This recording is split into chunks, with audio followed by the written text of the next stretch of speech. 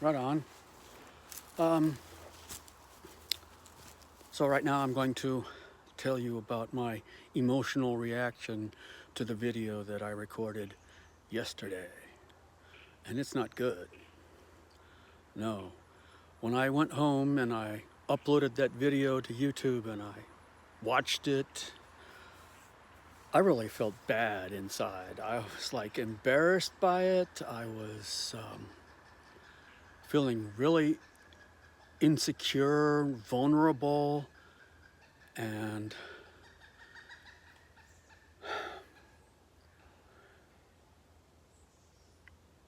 it was, of course, it led to thoughts like, do I really want to do this? Do I really want to? It was horrible.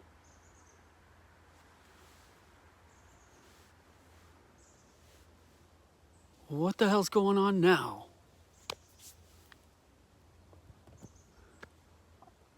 I just had my preview screen interrupted by something in the app I'm using to record this.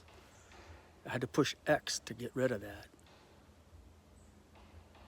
You know, that's like, what? Yeah, it's also been a day. Today has been a day of technical difficulties. As I'm new to this, and I'm new even to using an iPhone, I was just like hours and hours and hours of trying to solve technical issues before I could come out here in the woods and record this. But I'm going to take it on faith that when that info screen, I guess it was a nag screen trying to get me to buy the pro version of this software that's recording this right now. When that thing came up, I'm going to take it on faith that that did not show up in this preview. And if it did, more entertainment for you, right? But look, that was hard. One of the major problems I had with that was like it put me in contact with my own thing that harrows me in my life, that makes my life a pain in the ass. A pain in the ass is an understatement, but it made me feel really unlovable, unlikable. You know, I thought to myself, I'm watching myself say stuff in the video, and I'm like, if that's what people see, if that's what people experience when I'm talking to them, no wonder I don't have many friends. I looked so...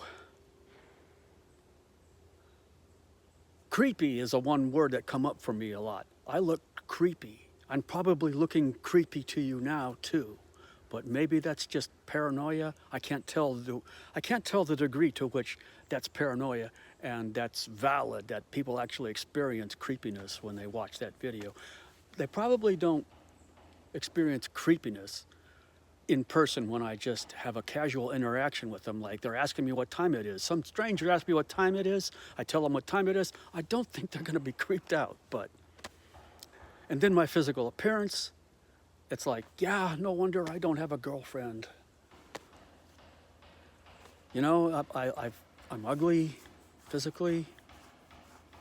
Not as ugly as I could be, of course, but let's just say I ain't all that hot. And that's part of what bothers me in my life. I also noticed this asymmetry in my mouth. I wonder if it's appearing to you right now. There's an asymmetry in my mouth when I talk. Look at this. This section of my lip that my finger is touching, it elevates higher when I talk than the other side. And maybe also the lower lip goes down. I don't know, but I think I particularly noticed it right here in this section. And as I'm talking to you now, maybe you can notice it, right? It's like, here it is. I'm talking to you. Maybe you can't notice it as much from this angle, but from straight forward and the light coming from this direction at least, it seems rather pronounced to me that this part of my lip here is up higher. This is not the first time I noticed it, but it's the first time in quite a while that I've noticed it. The first time I noticed this asymmetry with my mouth was when I was worried about having a stroke one night, and I looked up symptoms of stroke, and they said, go smile in a mirror and see if your smile is asymmetrical. And when I smiled, it had that same effect.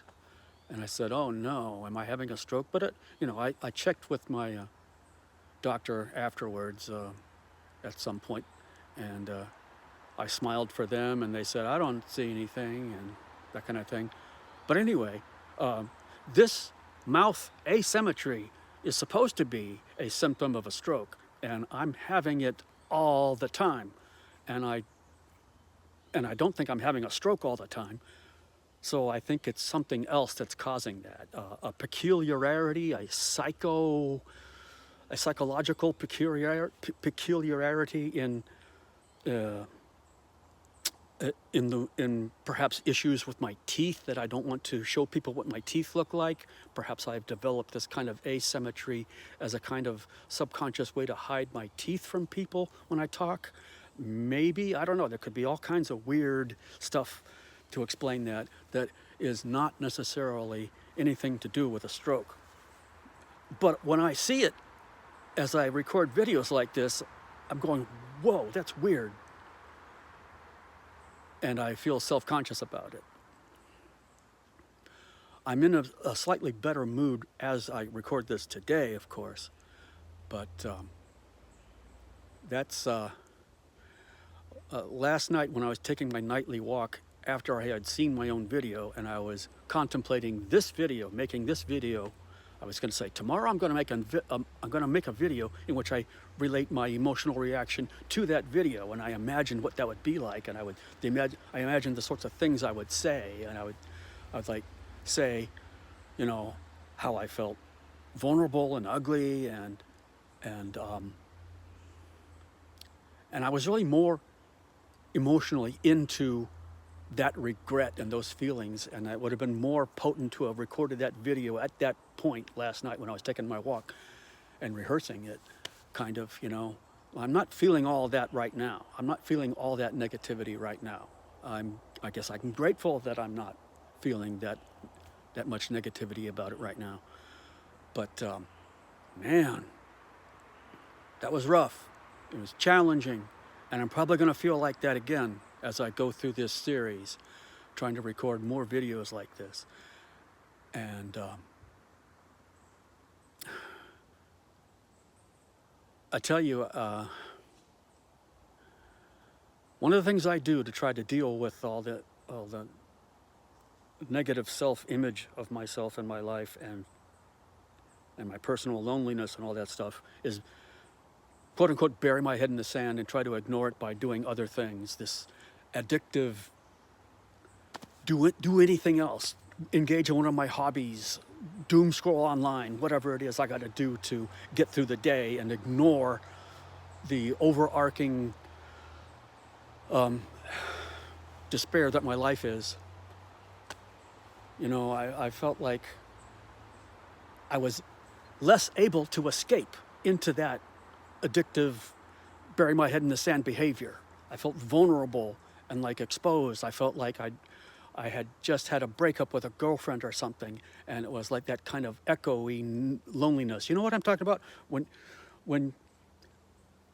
I don't know, some people, and maybe you felt this before, when like having a bad breakup with somebody, it's like your senses, like your eyes and your vision and your hearing, kind of seem to heighten. It's sort of like fight or flight response, kind of heightening of the sensory information coming to you, wherein, there's that going on, and you're hyper kind of vigilant about your surroundings. Not that you could be in your room comfortable as hell and insulated from any real harm, but this emotional effect of breaking up with somebody. It could be like that. It kind of feels like you're extra paranoid, you're extra sensitive to any imagined threat, your anxiety level is way up, and you just feel colder inside. You're not warm, as you know, the cold and warm metaphor for how comfortable you are in yourself at the moment. You feel cold when you're not comfortable. When you're full of anxiety, yeah, you feel colder, and just heightened anxiety and sensual feelers going out into your surroundings. I felt a lot more like that, and it's not fun. Yeah, and so I expect I'll probably feel that way quite a few more times. You know, I can only hope that the more of these videos I make, the more relaxed I become, and the more I speak naturally and less stressful, and therefore appear less creepy and all that kind of stuff. I can only hope so. Because like when I was watching that video, I was like, look at the convoluted way I phrased things. It felt so like I was nervous as hell, and people could pick up on how nervous as hell I was, and that was probably coming off as really creepy too. And yeah, I'm not having a good time starting up this video channel emotionally. It's rough. But as I speak to you now, I'm committed. I'm going to keep trying.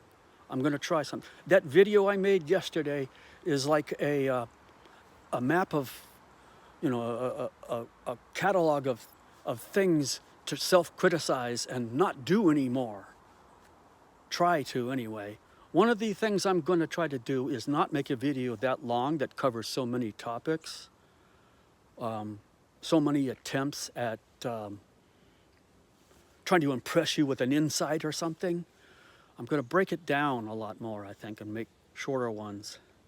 And I'm probably going to stop this video real soon and start one of those shorter videos. I'm going to actually make a shorter video in which I cover something that I brought up in yesterday's video, but I'm going to try to describe it better and let it be short, a simple description of just that one phenomenon, and let that video stand alone. If I was going to refer to the short video I'm going to make in other videos, you know, if you want to know what I'm talking about, see this, and that sort of thing might be a better approach to my general project here. All right, so there you go. I'm stopping this and going to start another.